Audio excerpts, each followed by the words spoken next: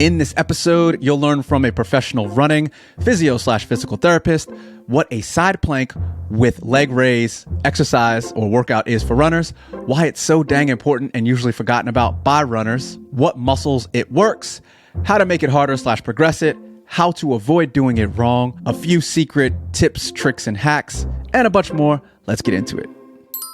Side plank with leg raise. What is it?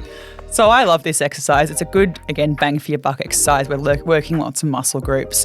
Essentially, I want patients to get in a plank position, a side plank position. So that's where your elbow is underneath your shoulder, which is in line with your hip, which is in line with your knee. Now, I get patients to bend the bottom knee, and runners, and lift the hips up while the top leg is still nice and long. So this is the side plank position, but the bottom leg is bent. From here, on the top leg, we turn the toe down and then slowly raise the leg up. Now, you don't need to go that high, perhaps in line with your hip or even slightly higher. In this position, both glute medius are working, so both your hip stabilizers, as well as your core muscles, so obliques, as well as some of your shoulder stabilizers. It's really hard. 10 to 12 reps is enough for most people. If you do it with good form, and again, once again, the slow tempo is key here. Turning that top toe down just elicits more glute medius, which is what we want. How do people do it poorly?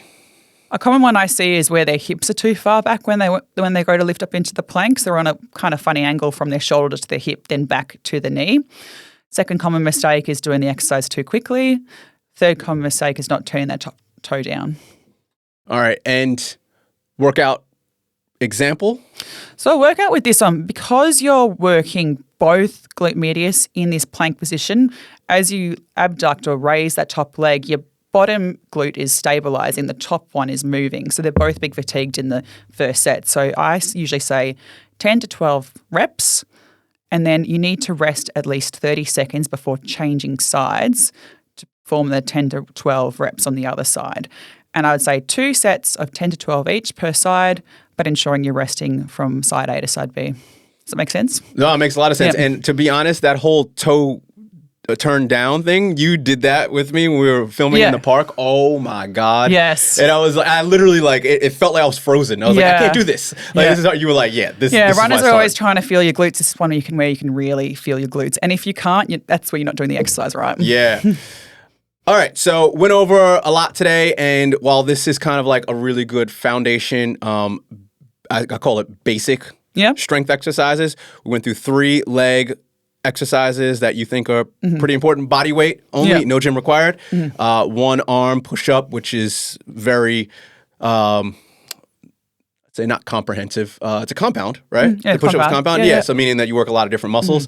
It's a push exercise, obviously. We did not go over the pull exercise because there is no pull. It's very hard to pull without weight. You need some sort of resistance or a band or weight. And the side plank knee with leg raise. Do you have anything to add or say to anyone to end this? Not much. I think can't go wrong with getting strong. Boom! If you want to learn more about this topic, we went into further detail. You should go and check that out right here.